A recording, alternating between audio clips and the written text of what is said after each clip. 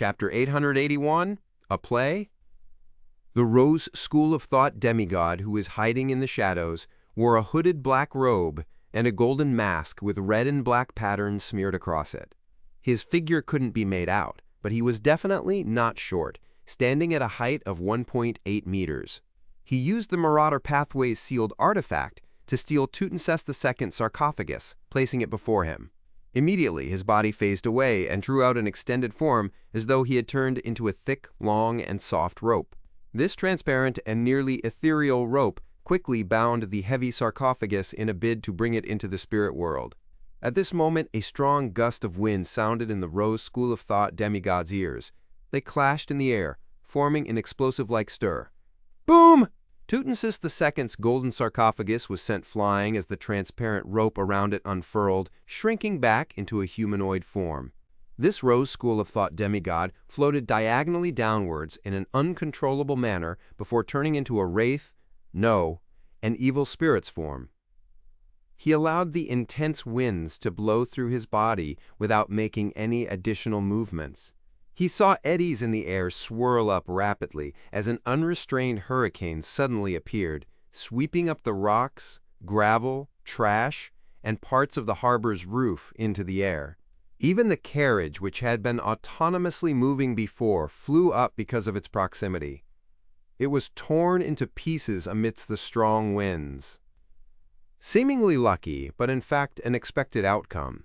The shadows where the Rose School of Thought demigod was hiding didn't have any Loan soldiers and was far from the main path.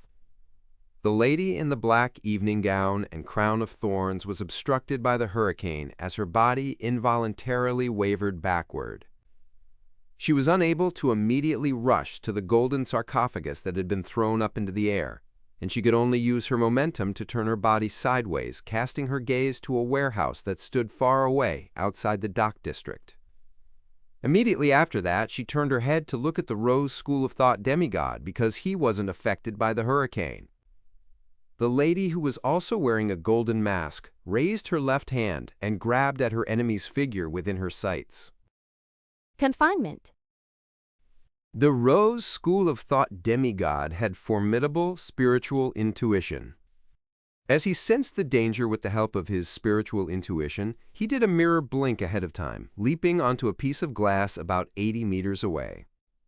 At this moment, the hurricane seemed to stabilize itself and rapidly calm down. Pop, pop, pop! The items that had been swept up fell to the ground, including the golden sarcophagus that contained Tutmosis II. Bang! It slammed open a crater as it completely broke apart after suffering the wrath of the hurricane. The lid at the top flew up, scattering the gold and gems that were sealed in the top 2 layers of the sarcophagus as burial items. Then, the lower level of the sarcophagus tumbled a few times, dropping golden boxes and jade containers that stored the desiccated organs. A corpse that was bound in yellowish-brown cloth tumbled out. Its surface was covered in a dark red, oily liquid.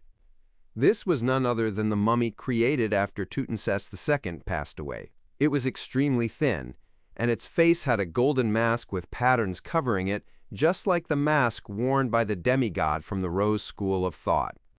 Embedded in its eye sockets were 2 abnormally pure onyx gems.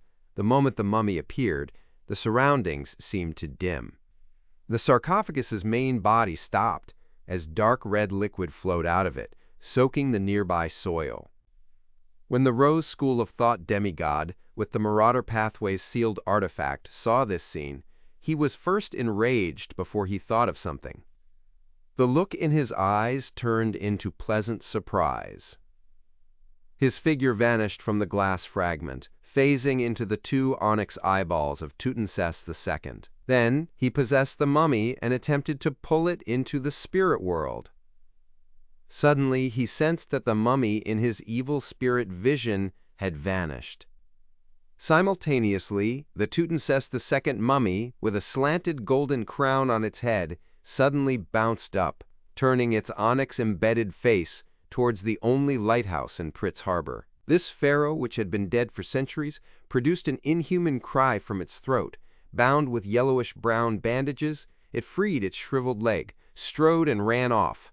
It seemed to be running towards freedom, but it had forgotten one thing. It was just a corpse. It should be lying down in silence. Tap, tap, tap! The Tutmosis II mummy finished accelerating just as it began. Upon seeing this, the lady with the crown of thorns raised her right palm and aimed at the mutated mummy. She said a few words in ancient Hermes. All the dead will receive their eternal peace. Bang! The Tutmosis II mummy exerted strength in its legs as it leaped up, jumping into another direction, escaping the region that would make it enjoy its eternal rest, doing so in a way that didn't adhere to a zombie's agility. Further away, the black-haired, golden-eyed man who was pursuing Mamosi narrowed his eyes as his ring once again emitted a crystalline beam of light. His figure teleported in front of the mummy as he attempted to stop the deceased from moving away. However, Tutmosis II changed directions once again, charging out from a different angle.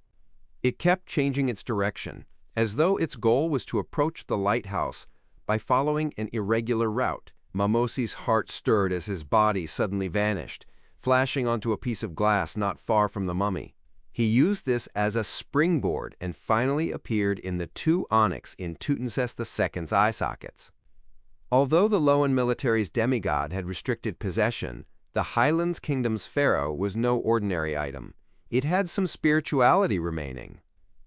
Seeing his partner succeed, the demigod with the Marauder Pathway sealed artifact didn't hesitate to extend his black-gloved left hand, aimed it at the lady in the evening gown, and gripped his hand into a fist before turning it half a circle. The lady immediately felt her thoughts go adrift for a second.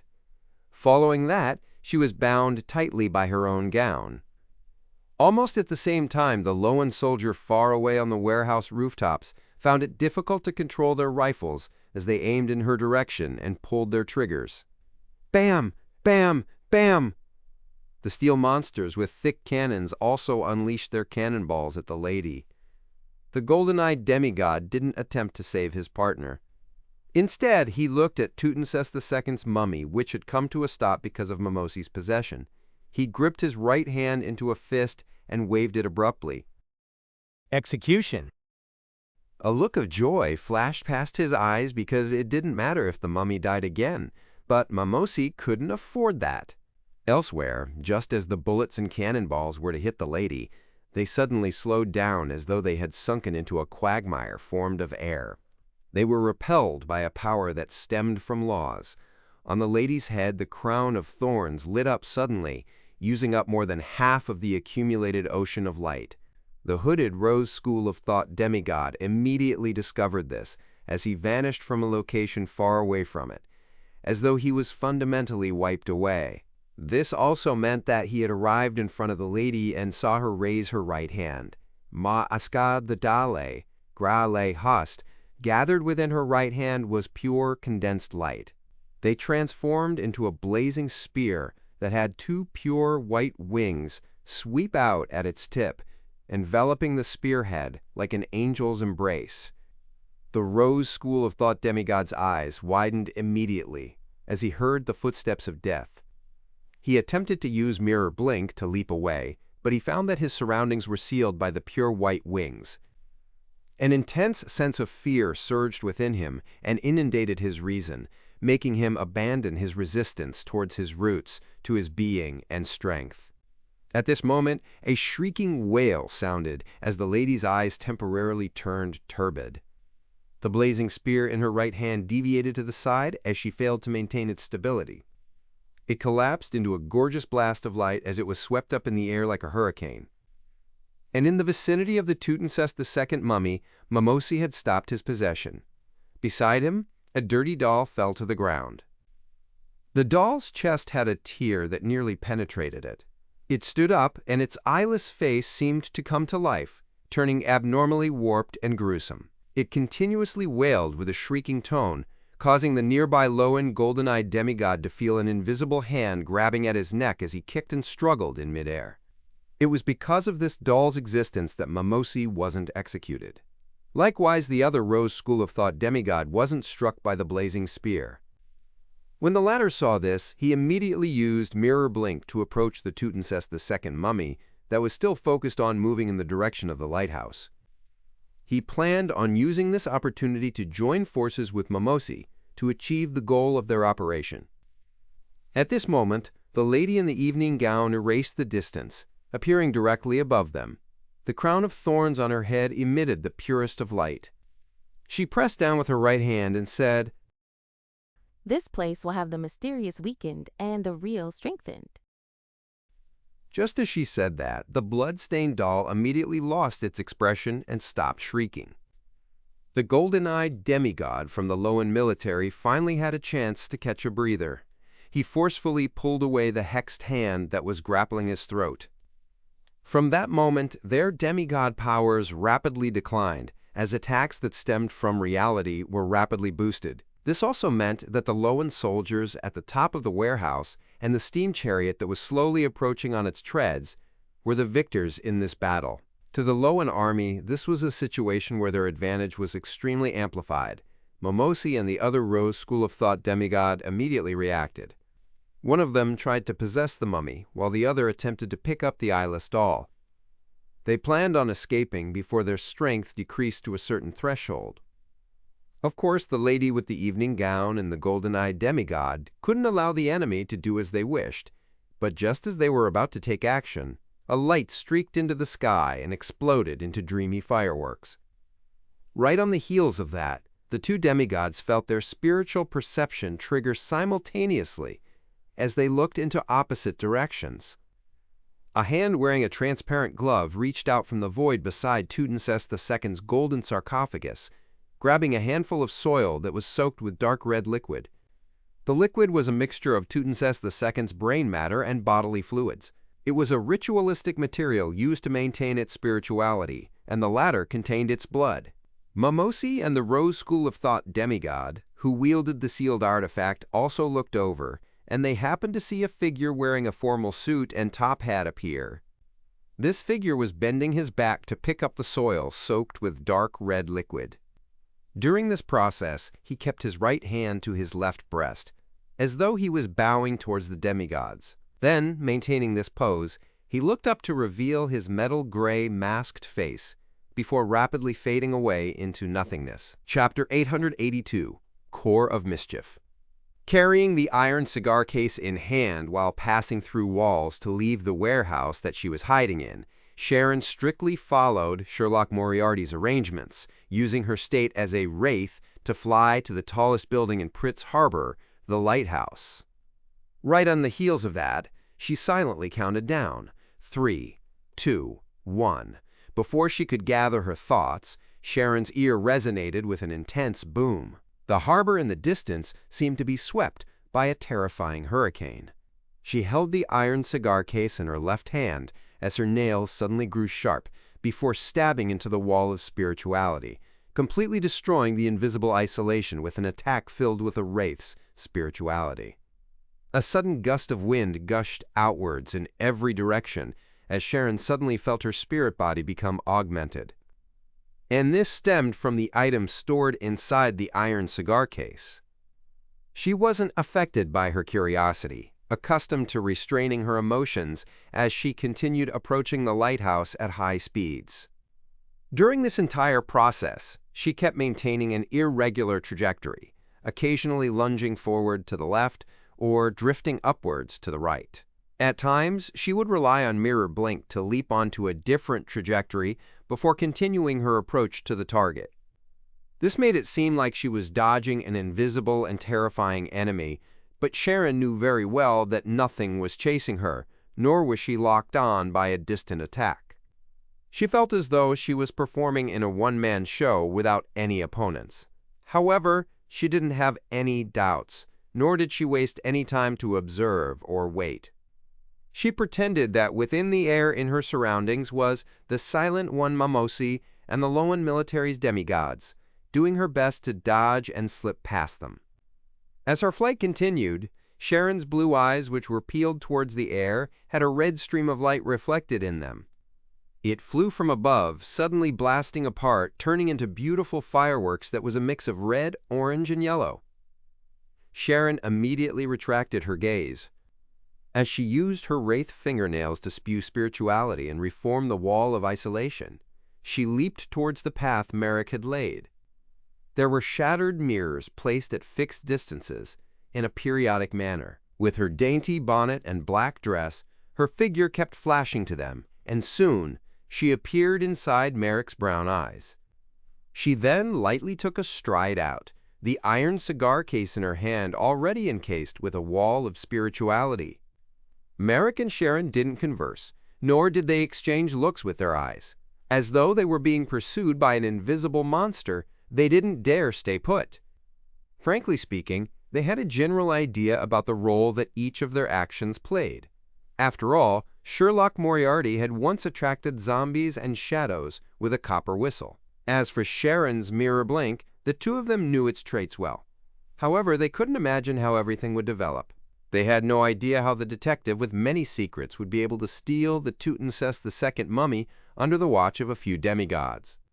It wasn't a situation where the mummy could run if it wanted. The demigods were bound to stop it. Me? At this moment they saw a figure materialize. Me. He wore a black formal suit and a half-top hat. His face was covered with an iron-gray mask, and in his hand was a handful of dark red soil and a dark brown book. It was none other than Sherlock Moriarty. Merrick immediately slowed down his pace. As he allowed the detective to smear the soil onto the book before pocketing it and grabbing his shoulder, he surveyed his surroundings. However, he didn't discover the existence of the Tutmosis II mummy. Did it ultimately fail? Having been mentally prepared for failure, he sighed as he watched himself, Sharon, and Sherlock Moriarty fade away and vanish from the spot. In the region where the demigods were fighting, the golden-eyed Loan military demigod had an ominous feeling when he saw the gray-masked man bow before teleporting away. He felt that things had taken a drastic turn for the worse, into a terrible, unpredictable outcome. He needs to be stopped. Although I don't know what he did, he needs to be stopped. Such a thought instantly surfaced in his mind as the golden-eyed demigod immediately activated his ring. He used traveling against traveling, teleporting to pursue teleporting. However, in this short span of time, he realized that he was unable to lock on to the mysterious person's aura. In other words, he had either created an interference at the demigod level, or he had teleported somewhere very, very far away. Regardless of which possibility it was, it meant that any pursuit attempt would easily face failure. And more importantly, if he were to leave, leaving the lady defend against Mimosi and the other Rose School of Thought demigod alone, that would be an extremely dangerous situation. After all, the mysterious power in the area had not weakened to the point where real firearms could pose a threat to their suppressed selves. Besides, there haven't been any losses yet. The mummy is still around, with the person only taking away some soil rich in spirituality. The golden-eyed demigod swept his gaze at the Tutmosis II mummy who was standing blankly in its spot before casting his gaze back on Mimosi. Suddenly the mummy, wrapped in yellowish-brown bandages that were soaked in dark red liquid, had vanished from the four demigods' spiritual perception. The mummy had vanished without any warning. For a second, Mimosi and the other demigods felt as though they had watched an interesting magic show or a play with a mischievous element in it. But sadly, as demigods, they couldn't tell how it was done. Moments later, having lost their target, Mimosi and the other Rose School of Thought demigod didn't hesitate to make their figures fade away in a bid to escape via the spirit world. The golden-eyed demigod and lady tried hard to stop them. After 2 teleports, Klein returned to a 2-bedroom apartment in Backland, which they had rented ahead of time with Sharon and Merrick. I will pay you based on what we agreed upon, Sharon said just as she found her footing. At the same time, she returned Sherlock Moriarty the iron cigar case. They had previously agreed that regardless of the outcome, Sharon would provide him with the information regarding spirit world plunderers. If they succeeded, she would pay another 3,500 Loan gold coins, or 5,000 pounds. Klein received the iron cigar case, which had corrosive signs on its surface.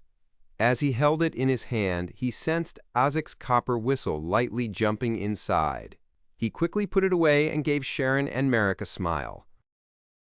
Might I trouble you to wait outside? Give me 5 minutes. His tone is very firm. It's as if he has succeeded. What can he do in 5 minutes? It's impossible for him to teleport again and bring back the Tutmosis II mummy. This will be more dangerous and more difficult than before. Merrick was filled with puzzlement as his footsteps moved at an obviously slow pace. As for Sharon, she had floated to the wooden door which separated the rooms and passed through it. Merrick quickly reined in his thoughts and followed closely behind by walking out the door. Klein maintained a smile as he watched them. Then he teleported to another cheap motel in East Borough. He had disguised himself to rent this room in the afternoon. Right on the heels of that, he took out the book with the dark brown cover, which was stained with dark red mud stains. Raw. It was Grozel's Travels. As long as the blood still had remnant spirituality and hadn't coagulated, smearing it across the cover would allow the target to be pulled into the book world. And inside the Tutmosis, the second mummy's golden sarcophagus contains such blood. It also meant that, at this moment in time, the mummy was already in Klein's hands, inside Grozel's Travels. After hearing Merrick describe the procedure to making a pharaoh mummy, Klein had roughly come up with a plan. It was to use the corpse's attraction to Azek's copper whistle as spirit body threads. He then controlled the mummy and used this marionette to lead the demigods away from the vicinity of the sarcophagus. He did this so that he could teleport over to retrieve the blood and create the necessary conditions. He had never thought of directly taking the mummy away or getting it to run out of the harbor successfully. It wasn't pragmatic to think that, as it would involve directly facing the attacks from the demigods. And even if he, Merrick, and Sharon were together, it was still beyond their capabilities. It might not even work even if he spent a large sum of money to summon Miss Messenger, Renette Tinaker. Therefore, despite Azek's copper whistle and the mummy's reanimation appearing to be the goal and plan, it was in fact simply a method to manipulate and misdirect. This allowed the other actors to ignore the situation of the golden sarcophagus. This was a plot that even demigods couldn't fend off. This was because they were protecting the mummy and not the sarcophagus. They were targeting the high-sequence beyonders from the Rose School of Thought, and not 3 people who were loitering around in the distance with unknown goals. Klein's plan wasn't a plan that was highly interdependent. It was amazingly light and lean while still allowing the plan to be carried out even if there was a tiny accident. He had very few parameters he needed to take into account.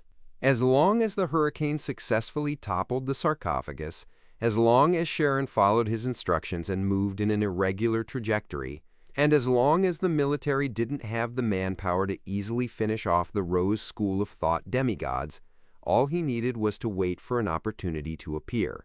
After the demigods left the vicinity of the sarcophagus and that the mummy wasn't possessed by the evil spirit, all he needed to do was teleport over and retrieve something that was soaked in the liquid before escaping. This didn't need him to worry about the exact developments of the demigod battle. He didn't care who gained the upper hand or was injured. He also didn't need the Tutmosis II mummy to run a certain distance to consider it a victory. As long as it started moving and became difficult to be caught, there wasn't any problem.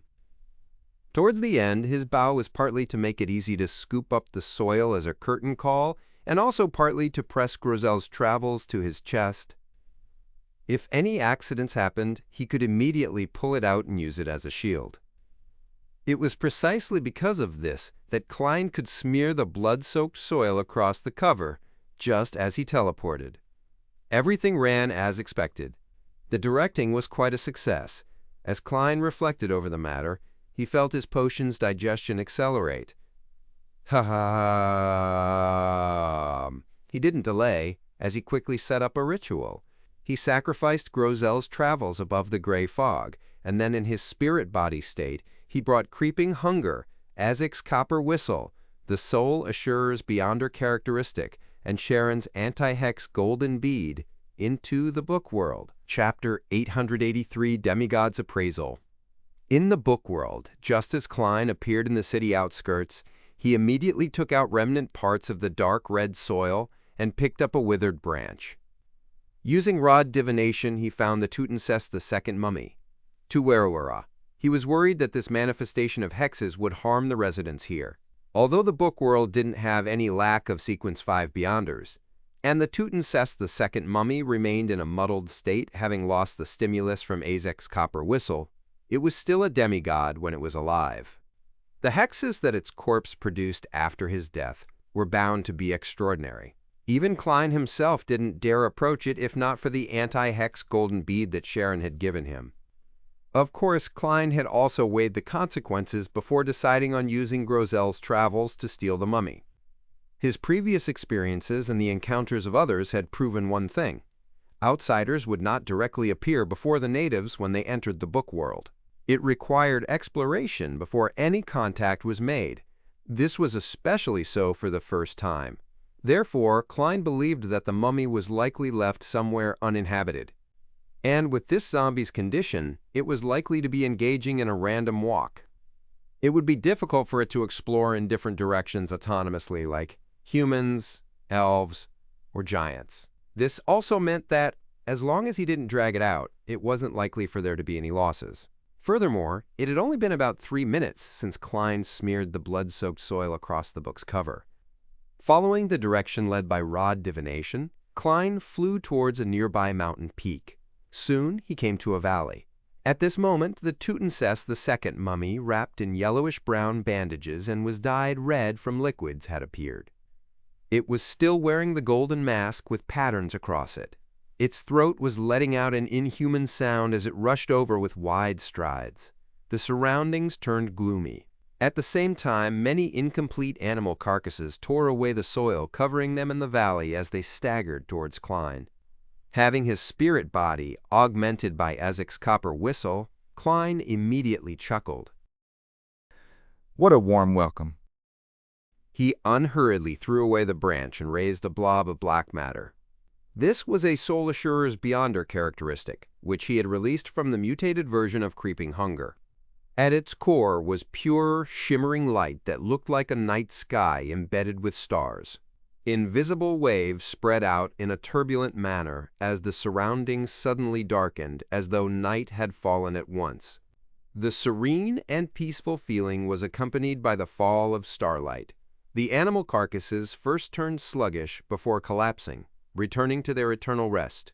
The mummy also slowed down its pace, its motions growing slower and slower. But it didn't lie back down. Directly using a Beyonder characteristic isn't very effective after all. Furthermore, the negative effects are nothing trivial. Klein couldn't help but cover his mouth with his left hand to yawn. He made Creeping Hunger turn pale and become dyed in a gloomy green. It used the power of a zombie to control the deceased in front of him. The two stacked Beyonder effects finally calmed the mummy down. With embedded onyx gems for eyes, it slowly walked to Klein's side and stood there silently as though it was the most professional servant.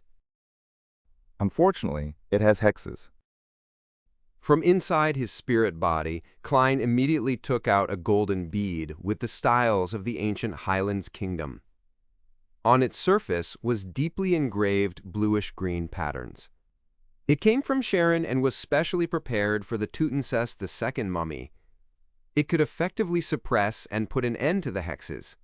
Otherwise, how could the wraith dare to cast her sights on the pharaoh mummy?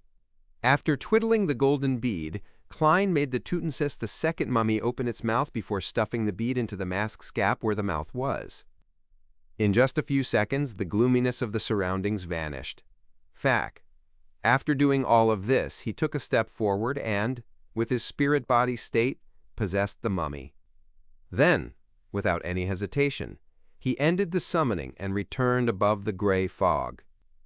This mummy had already become his zombie, allowing him to release it just like he did with his former marionette, Senor. There was no need for him to store it in his body. After doing a bestowment, the mummy, which was rich in spirituality, returned to the real world and arrived inside the cheap motel. After Klein cleaned up the traces, he reached out his right hand, about to grab the mummy's shoulder and teleport back to the two-bedroom apartment where Merrick and Sharon were. But after taking a look at the oil-stained yellowish-brown bandages and the dark red liquid on it, Klein silently retracted his right hand and switched to using his gloved left hand. After holding the mummy's shoulder with his left hand, he immediately began to fade, and this effect quickly spread across his body. In just a flash, Klein and the mummy had returned to the apartment from before. Cheneland. He wasn't in a rush to open the door to present it to Sharon and Merrick. He took out his golden pocket watch and opened it. Another 36 seconds before it's 5 minutes. Klein made the mummy pull out a chair and sit down leisurely. After a while, he finally heard a knock on the door. Come on in. Klein replied with a smile as he controlled the mummy to walk over. When the door creaked open, the thin figure with the golden, patterned mask and yellowish-brown bandages was reflected in the duo's eyes. This figure's onyx gems shimmered before it swiftly lay itself down on the ground. Momentarily, Sharon and Merrick were at a loss for words. Having already used a wall of spirituality to isolate Azek's copper whistle, Klein dispelled his control over the zombie and pointed at it with a smile. I am leaving the rest to you, and that brings the curtain down for my directed play. Klein commented inwardly as he silently took in the sensation of his potion rapidly digesting. This made him believe that it didn't need to take him up until the end of the year to consider the problem of advancing to the level of a demigod. It might be expedited by 2 or even 3 months. Furthermore, with this digestion, the number of marionettes he could control finally rose to 2. The maximum limit reached 200 meters. Faced with enemies with the same level of spirit body as his, gaining initial control of the target and completely converting them into a marionette was respectively reduced to 10 seconds and 150 seconds. The range had also been expanded to 10 meters. You really succeeded. Merrick's eyes stared at the Tutenses the second mummy as he couldn't help but mutter. He could never have imagined that they could succeed. Sherlock Moriarty had managed to successfully steal something 4 demigods and 2 terrifying sealed artifacts were vying for. Furthermore, this gentleman had previously returned empty-handed. Could it be that the mummy had delivered itself? Deep inside Sharon's blue eyes, her emotions were concealed, and they were completely calm. She scrutinized the target. After confirming that it was the pharaoh mummy and that it was Tutenses II, she cast her gaze to Sherlock Moriarty, who was seated with his legs crossed. She opened her mouth slightly before closing them. Thank you. I'll mail you the corresponding payment. I'll wish you, all the best and everything. Klein replied sincerely. He then silently had a poignant thought. If Miss Sharon can successfully advance to Sequence 4, it means I'll have an additional demigod-level helper. The saying from the Foodaholic Empire is apt. Rely on your parents at home. Depend on your friends when out. The more demigod-level friends, the merrier. Our tarot club needs to develop more friends and reduce our enemies. However, my enemies seem to be ever increasing. Having thought of that, Klein exhorted them. Be careful of being hunted down. The Tutenses II mummy had too many of its items in the Lowen military's possession. It was very simple for them to use Beyonder methods to lock onto it. Klein's paper angel interference was only effective for a limited amount of time. Of course, he believed that Sharon and Merrick were prepared. Otherwise, they wouldn't have had thoughts on stealing the pharaoh's mummy. Likewise, he also believed that they could deal with the origins of the gray metal masks and special fireworks. If it's Danitz, he would most likely say, "It didn't cross my mind." Klein did a comparison with a particular hunter failure. Sharon nodded, indicating that she would take note. Then, she made the Tutenses II mummy into her zombie and brought it into the spirit world. Thank you for your help. Merrick, who stayed behind in the room, exhaled. He composed his surging emotions and bowed at Sherlock Moriarty. Following that, he left the room, removed his disguise, and blended into the crowd in East Borough. During this process, Klein remained sitting in his chair as he silently watched them leave. At some point in time, his figure also vanished. In an apartment near Pritz Harbor, the Lowen military's golden-eyed demigod entered and said to his partner, "The lady in the evening gown." nothing for now. That's expected. If he wasn't certain of success, that mysterious person wouldn't have come to steal the Tutmosis II mummy. The lady said in a heavy voice. However, we can relax our investigation scope. Those fireworks, that mask, those clothes, and that taunting bow should lead us to something. She was certain that the Tutmosis II mummy's loss wasn't done by the two Rose School of Thought demigods. If it was part of their plan, there was no need for them to carry out that step only when they were in dire straits. They had almost failed to escape. Derabadai ho bitu hu mitu tu hara muni. The golden-eyed demigod nodded and said, I had a premonition that something would happen, but unfortunately, we didn't work with the churches for this operation. We didn't have enough manpower. He paused and asked, Have you figured out what method that mysterious person used? The lady held up the crown of thorns and stabbed a thorn into her neck. As blood trickled down, she shook her head. Perhaps the removing of the soil with the Tutmosis II mummy's bodily fluid is a ritual. This is a very cunning fellow who's good at deceit. Chapter 884, Destined Encounter. The golden-eyed demigod from the Loan military nodded in agreement. Indeed, it's similar in style to certain fellows from the Intis intelligence agencies. However, just seconds after he took away the soil, the Tutmosis II mummy vanished. It's unlikely that he could complete a ritual in time. The lady looked down at the crown of thorns that was embedded in her neck. Slightly slow to react, she said, Perhaps he, or they, had already set up the other steps of the ritual. Once he teleported back, he immediately threw the soil onto the altar, completing the final step. Of course, it's not necessarily a ritual.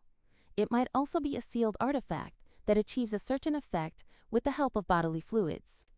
There are too many possibilities for this.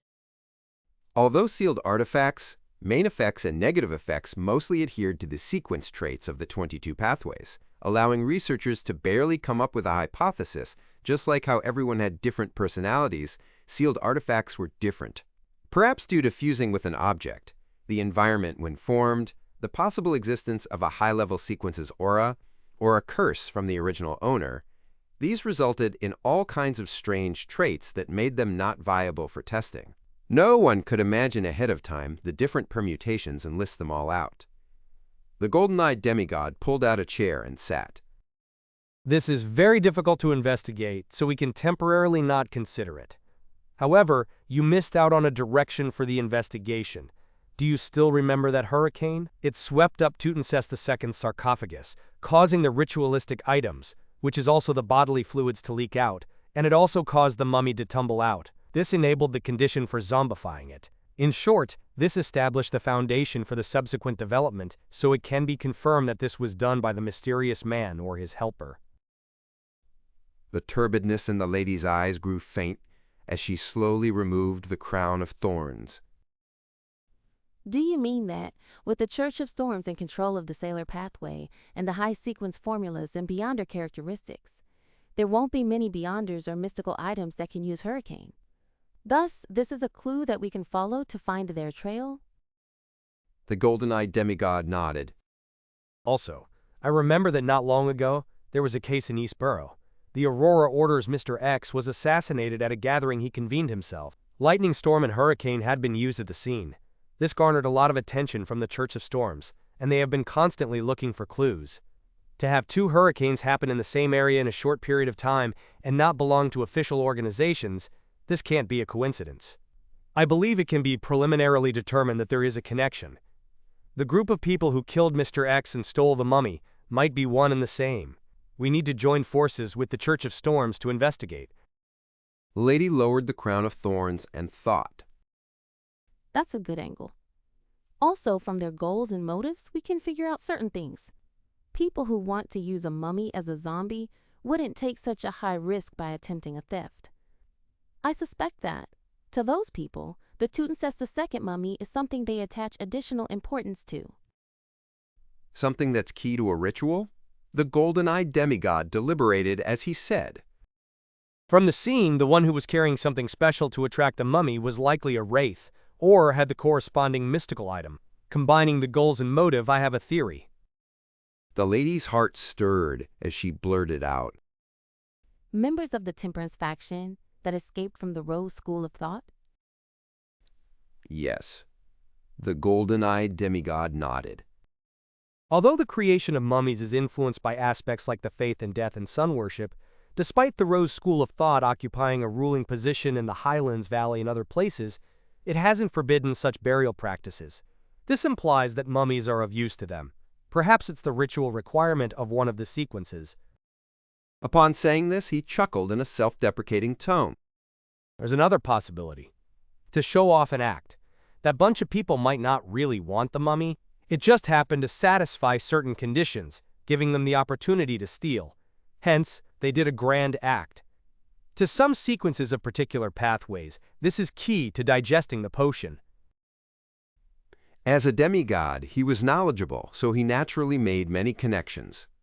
Sana mahehafer erbsorsh and tu sakaf the saf or aho ppa. Ix, the lady deliberated and said in a heavy voice, I suspect that it's not just one possibility, but a potpourri of reasons. We shall use this as the foundation for our investigations. Backland, Cherwood Borough, in a building near the Tussock River. The silent one Mimosi sat in front of a square table that had a tablecloth spread across it with golden nails placed on it. It said in a deep voice, Zatwin, who do you think stole the Khedive mummy? Not far behind him, a figure rapidly appeared on a piano bench. This figure wore a black clergyman's robe with a black glove on his left hand. His face was thin, and his skin color was brown. His eyes were recessed like a dried corpse. His mustache hair was black at the root and white outwards. They extended from his mouth all the way to his ear. However, it wasn't thick and was rather short. It appeared rather sparse. Zatwin's eyes were close to his skin color. Despite having the bearing of a priest, he gave off a cold and terrifying feeling. He appeared to be someone who would transform amidst silence. Thinking, he said. There are only a handful of people who yearn for a Khedive mummy and would be willing to take the risk to battle demigods. And here in Backland, there's only Sharon. She has likely received Renette Tinneker's help. Otherwise, it's impossible for her to succeed. Mimosi picked up a golden nail covered in dense patterns. After a few seconds of silence, he said, Who was the one who teleported? It doesn't resemble Gearman Sparrow. Another helper Sharon hired? Perhaps. Zatwin coughed as his pale face flushed blue. I believe we need to think of a way to pray to Mother Tree. We should be able to receive a revelation. Mahmosi nodded gently and stabbed the golden nail through his bottom lip. Upon seeing this, Zatwin covered his mouth and slowly got up. He staggered down to the first floor in preparation to leave and return to his hideout. Reshet, Shayad, Lold, Shayadayad, Marsa. On the first floor, he saw a dark environment with shimmering candlelight. The fragrance of food wafted from different directions, filling the air. The residential buildings in the nearby area were terraces. Facing the street on the first floor were shops. The contact point of the Rose School of Thought was in a restaurant which mainly served southern continent cuisine. As he had suffered quite serious injuries in the operation, Zatwin didn't wish to maintain his state as an evil spirit. It was too great a burden on the injured him. Therefore, he had changed into a black clergyman's robe as he hobbled to the entrance. At this moment, a customer walked into the restaurant. This customer wore a black formal suit with black pants and leather shoes. He had a pair of black eyes and a thin face. He had a slightly broad forehead as he wore a monocle and a very tall top hat. As he casually glanced around, his gaze landed on Zatwin. Upon seeing the black glove Zatwin was wearing on his left hand, the ends of the customer's mouth curled slightly. He shook his head with a smile, seemingly a little disappointed. Then he entered the restaurant, brushing past Zatwin, who had stared back with a maleficent look. Zatwin didn't pay too much attention as he walked out and reached the streets. Under the illumination of the street lamps, the night's cool breeze blew at him, causing the Rose School of Thought demigod to suddenly tremble. Zatwin knew that this was a result of his spiritual perception being triggered. With his heart tightening, he immediately looked down at his hands, surprised to realize that the black glove on his left hand was gone. Gone! As a demigod, Zatwin didn't know when the sealed artifact on his hand disappeared. He quickly turned around and looked into the restaurant as the image of the man from before suddenly surfaced in his mind. Soon, he locked onto the target's aura and found that he was still inside the restaurant. The man had even called out to the waiter to bring him a menu. Zatwin originally had thoughts of using Mirror Blink to possess the man, but for some unknown reason, his hands shook involuntarily. In an indescribable manner, he believed that a dangerous and terrifying enemy hid in his surroundings. Just as this thought flashed past his mind, Zatwin subconsciously took a step to the side, walking to the end of the street as though nothing had happened. In an apartment in Sherwood Borough, Forbes was reading the latest issue of Ladies' Aesthetic when she suddenly heard a key turn and the sound of the door opening. Why are you so late today? She looked towards the door where Sio stood. Heskishio ruffled her short blonde hair and said, When I was almost home, I saw a meetup mark from MI9. It was urgent. With piqued interest, Forbes lowered the magazine in her hand. What happened this time? A continuation of Mr. X's assassination. Zio bent down to switch to her home slippers and said in passing, "Aye." The look on Forbes' face froze as her eyes darted about slightly. Any clues? Not really. Back then, a hurricane at the demigod level appeared. It's not common outside the Church of Storms, and just earlier tonight, there was a small-scale hurricane attack at the dock at Pritz Harbor. A pharaoh mummy was stolen away in the chaos. Sio explained simply. MI9 suspect that the two cases were done by the same group of people, so they are pressing informants like us to work harder at gathering intel and finding clues. Miley Manos Travels still has a hurricane? Mr. Gehrman Sparrow? Why is he stealing a pharaoh mummy? Forbes forced a smile. Perhaps it was done by the Church of Storms? Gio rolled her eyes at her and quickly walked into the kitchen in search of food. Early morning, 160 Bauckland Street. Moments after Klein finished washing up, and before he could open the door to let Richardson in, his spiritual perception was triggered. He saw Miss Messenger's headless body walk out of the void with 4 heads in hand. One of them was biting down on a rather thick envelope. Opening its mouth, a large pile of gold coins was spat out. I can finally repay my debt. Klein glanced at Renette Tinneker's 4 necklace heads and said in relief, I remember still owing you 3,413 gold coins. You can take the last installment away. Meanwhile, he had the baffling feeling that the pile of gold coins looked familiar. However, he didn't think too much about it because all the gold coins looked familiar to him. Chapter 885, 2 Letters. Upon hearing Klein's words, one of the 4 heads which Renette Tinneker held immediately said, All right. It opened its mouth and immediately sucked back most of the gold coins. Where it was stored was an unknown. Taking a look at the dozens of shiny gold coins left, Klein reached out to receive the rather thick envelope. He quickly opened it and scanned its opening. Indeed, it was the detailed information regarding Spirit World plunderers. After Miss Messenger returned to the Spirit World, he put away the gold coins, drew the curtains, and sat down under the morning sun, seriously reading the neat and tidy handwriting. Thank you once again for your help. The Tutankhamun the second mummy is part of the advancement ritual for me. It holds deep meaning for me. Spirit World plunderers live in the depths of the Spirit World. They're extremely rare, rich in intelligence, and very aggressive. They can capture or kill creatures and make them soul avatars. Their souls can turn into their true soul's appearance, giving them similar performance and traits. They can also disguise themselves as other Spirit World creatures. When encountering them, perhaps all the Spirit World creatures around belong to them. They might be soul avatars that mustn't be neglected. This creature can effectively influence the thought processes of their prey, causing them to enter a desensitized state. Their true soul body has potent spirituality. In clashes of such nature, they are often at a noticeable advantage. They're very difficult to find. At present, there is only one place with signs of their activity: the spirit world's Calderon City. This is a legendary city of mysterious and unknown origins. On this front, there are 3 theories about them. One is that it was once Death's residence, the entrance to the underworld. 2, it's the divine kingdom left behind by a dead ancient deity from the Second Epoch. Attracted by the spirit world, it sank and slowly transformed into a real yet illusory city. 3, it's a real city that was devoured by the spirit world during the cataclysm. Regardless of the theory, it elucidates one point: this city is very dangerous.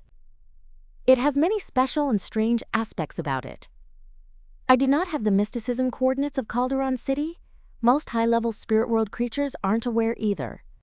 I can provide 2 suggestions. First is to use a special secret deed ritual to pray to Red Light Ire Moria to receive the corresponding answer. I won't describe in detail what Red Light is. If you aren't aware, you can write to ask me again. The second is to find someone from the Abraham family. They have the legacy of the traveler's pathway, and they have done a deep exploration of the spirit world. Even when writing a letter, Miss Sharon exudes an extremely restrained feeling. Indeed, the pharaoh mummy is meant for the puppet's ritual.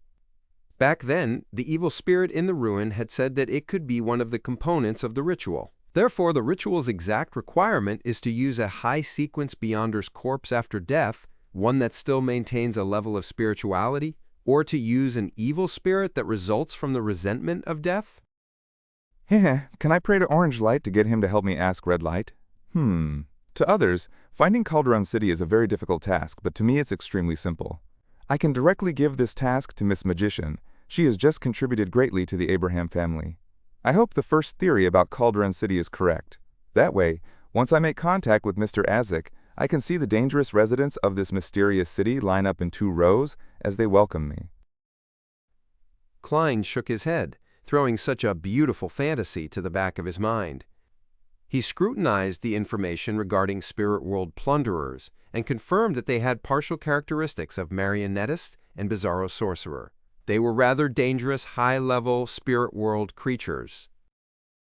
To make soul avatars have the same appearance, performance, and traits of their true souls is identical to a bizarro sorcerer's ability to give their powers to a marionette. At Zeratul level, perhaps at Sequence 3 Scholar of Yore, perhaps he can temporarily give certain Beyonder powers to other creatures that are marionettes. Klein began tearing the letter while in thought as he flicked his wrist and engulfed the letter in scarlet-red flames, burning them into ashes that fell into the trash bin. After reining in his thoughts while dressed in pajamas, he walked to his bedroom's door to get Richardson to come in to help him change his clothes, under St. Samuel Cathedral. As usual, Leonard Mitchell was leaning back into his chair with his legs raised on the desk. There was nothing abnormal about his expression, but he was thinking about Eamon deep down. Ever since he knew that the angel had arrived in Backland, Palaz Zoroast inside him had become abnormally silent. He wasn't as active as before to proactively speak or give suggestions.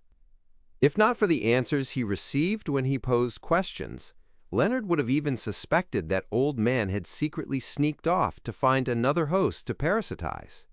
Amidst his thoughts, his Red Gloves captain, Nighthawk's deacon, Soest, walked in. How was the interrogation? Any results?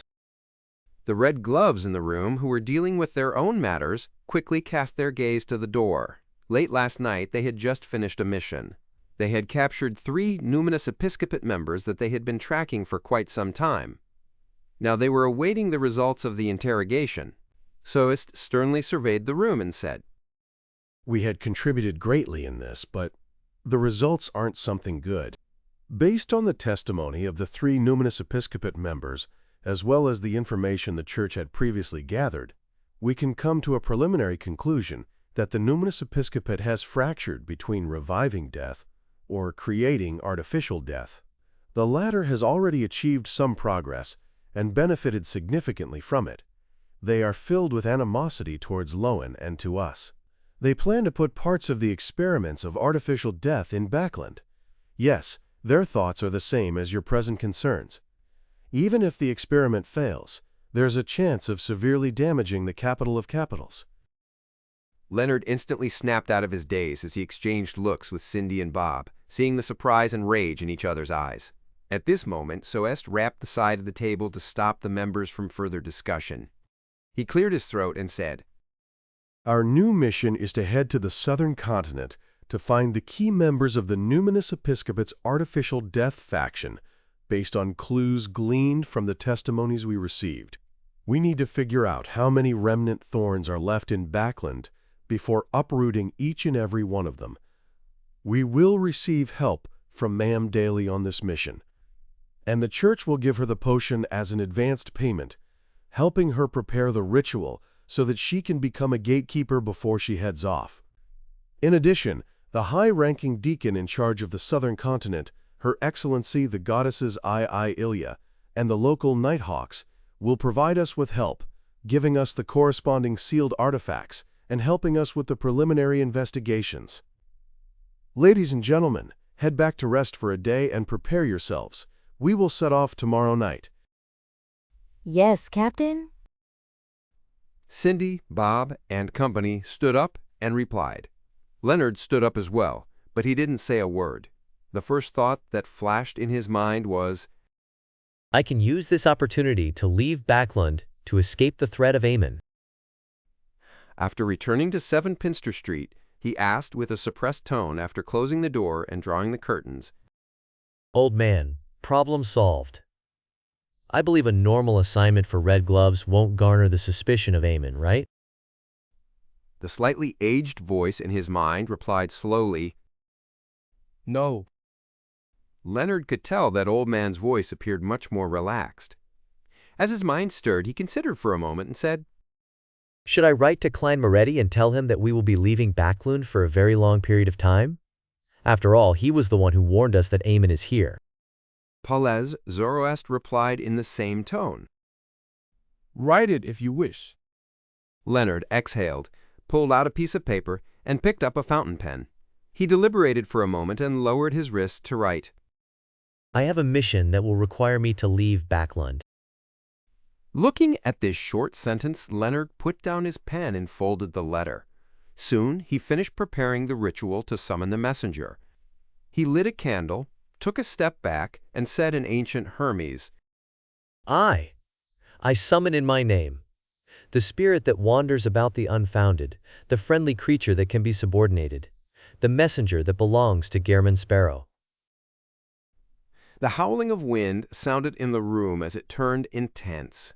The candlelight burgeoned as it was tainted with paleness. A beautiful blonde, red-eyed head appeared from within. Leonard pricked his brows, and just as he was about to speak, he saw that what followed the head wasn't a complete neck, but a hand grabbing the hair. Renette Tynaker, in her dark and complicated dress, quickly walked out.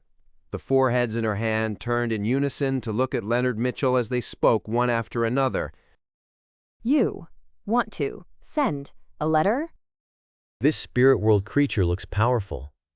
This is a perk that Klein has for joining that secret organization?